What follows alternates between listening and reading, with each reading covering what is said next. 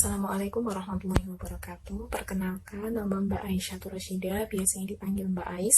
Asalnya dari Gresik, sekarang sedang berencana untuk melanjutkan studi pasca sarjana di Yogyakarta sambil mengajar di Madrasah Mu'alimat Muhammadiyah Yogyakarta. Kalau teman-teman berkesempatan untuk studi tour ke Yogyakarta, bisa mampir di sekolah Mbak tunggu ya.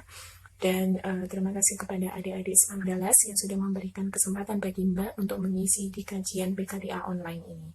Semoga kita semua tetap diberikan rahmat dan hidayah oleh Allah agar tetap sehat dan semangat dalam mengikuti kegiatan-kegiatan positif seperti PKDA online ini.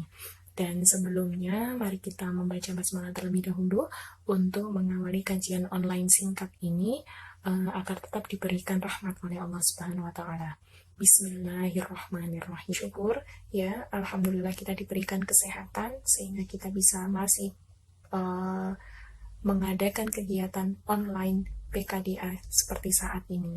Nah, adik-adik semuanya, meskipun kita berkegiatan dengan waktu yang banyak di rumah masing-masing, tentunya ada kegiatan dominan yang kita lakukan di rumah masing-masing. Kalau untuk kalian, ya di usia kalian, apakah dengan sering menggunakan gadget atau membaca buku, atau ada juga yang menyelesaikan tugas-tugas sekolahnya, ya tentunya masih banyak kegiatan-kegiatan lain yang bisa kalian lakukan di rumah. Intinya adalah tetap mencari atau tetap melakukan kegiatan yang bermanfaat. Nah, adik-adik semuanya, sepertinya kalau Mbak bisa tebak ya, rata-rata dari teman-teman semuanya kemungkinan secara mayoritas sering sekali menggunakan smartphone. Nah, apakah menggunakan smartphone termasuk hal-hal yang bisa kita katakan adalah hal yang sia-sia? Tentunya tidak bisa juga. Kita bisa menemukan berbagai hal yang bermanfaat dari penggunaan smartphone kita.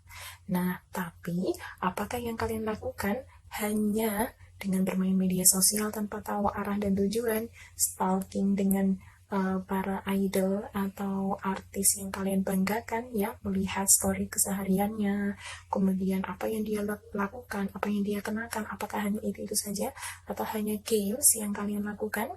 Nah, tentunya kita bisa memetakan.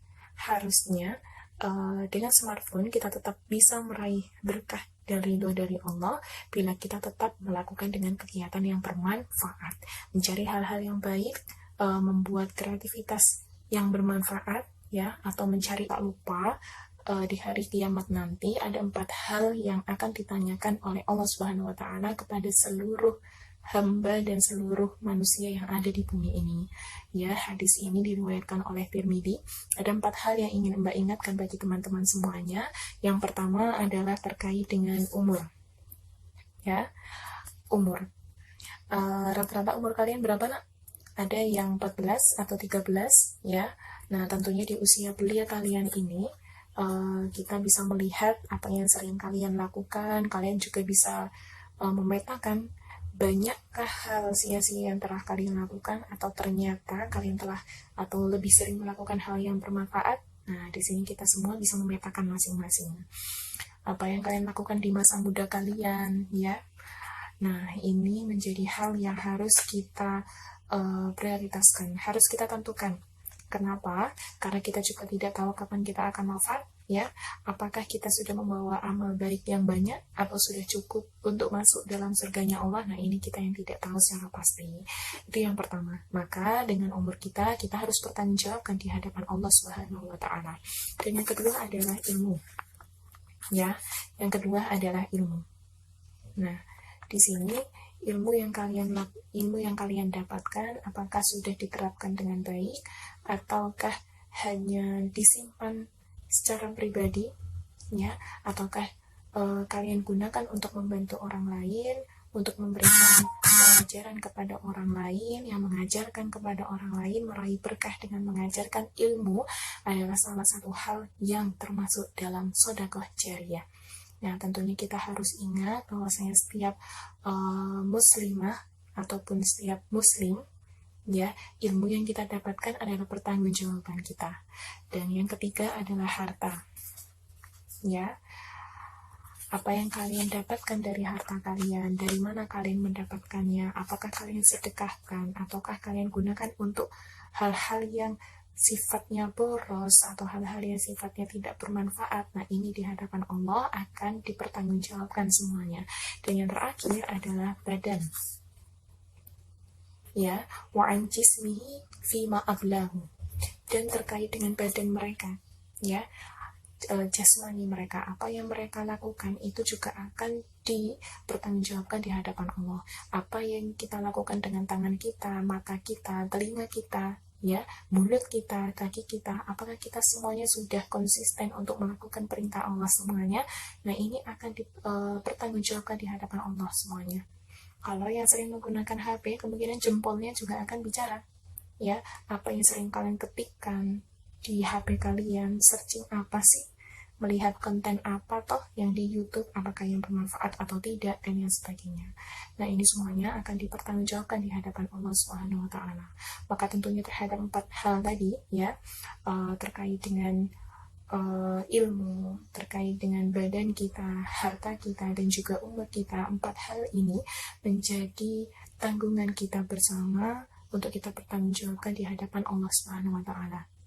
Nah teman-teman, tentunya ketika kalian pernah mendengar istilah sedekah jariyah atau amal perbuatan sholih yang mana akan mengalir terus ganjaran atau pahalanya, tentu kita juga akan tahu dengan sifat sebaliknya, yaitu hal buruk yang sifatnya mengalir terus-menerus, atau bisa kita sebut dengan sayyi'ah al-jariyah atau sayyi'atun jariyah. Intinya adalah perbuatan buruk, ya, yang terus dan akan mengalir ketika kita tidak memutusnya. Maksudnya seperti apa? Perbuatan buruk yang kita lakukan kemudian ditiru oleh orang lain itu kemudian ditiru oleh orang lain yang lain, ya, ini bisa menjadi perbuatan buruk yang sifatnya jariyah atau terus-menerus mengalir dosanya bagi siapa pembuat keburukan itu pertama kali. Nah tentunya kita tidak mau bila kita sebagai orang yang menciptakan hal itu, maka ketika kita sudah melakukan perbuatan yang buruk, oleh Allah katakan bahwa kita harus menutupnya dengan perbuatan yang sifatnya baik dan positif yang lainnya. Nah, dari 4 hal yang tadi Mbak sebutkan, yang ingin Mbak tekankan adalah bagaimana semua perbuatan itu akan berimbas dan meninggalkan jejak bagi diri kita. Maka tinggal kita pilih apakah kita akan meninggalkan jejak yang positif ataukah jejak yang negatif. Seperti sidik jari, ya, sifatnya sama seperti sidik jari. Apabila kita memegang sesuatu, pastinya kita akan meninggalkan sidik atau jejak di situ. Maka kita harus pilih dan pintar-pintar menyeleksi, ya, apa yang kita tinggalkan dalam perbuatan kita, bersifat positifkah atau bersifat negatifkah. Nah itu semuanya adalah pilihan kita semuanya. Maka tentunya di bulan Ramadan ini tidak hanya followers kita yang selalu kita hitung, ya, tetapi amal perbuatan bermanfaat harus kita prioritaskan. Maka dengan umur kalian yang masih beranjak dewasa ini, Mbak harapkan bisa lebih secara maksimal untuk memfilter perbuatan kalian. Jauhi perbuatan yang sia-sia dan mari kita raih di bulan Ramadan ini dengan berkah dan perbuatan manfaat yang kelak menjadi amal jariyah bagi kita semuanya. Ingat, 4 hal tadi tidak akan lepas dari kita semuanya. Semua hamba Allah akan ditanyakan dengan 4 hal tadi, terkait umur, kemudian ilmu, kemudian terkait harta, dan yang terakhir adalah badan kita atau jasmani kita. Terima kasih telah memberikan kesempatan yang singkat ini kepada Mbak untuk memberikan kajian online ini. Semoga bermanfaat dan kita semua teringat akan pesan Allah, barang siapa yang mengerjakan kebaikan, maka nantinya dia akan menuai kebaikan pula. Dan sebaliknya, yang mengerjakan keburukan juga pasti akan mendapatkan balasannya. Wassalamualaikum warahmatullahi wabarakatuh.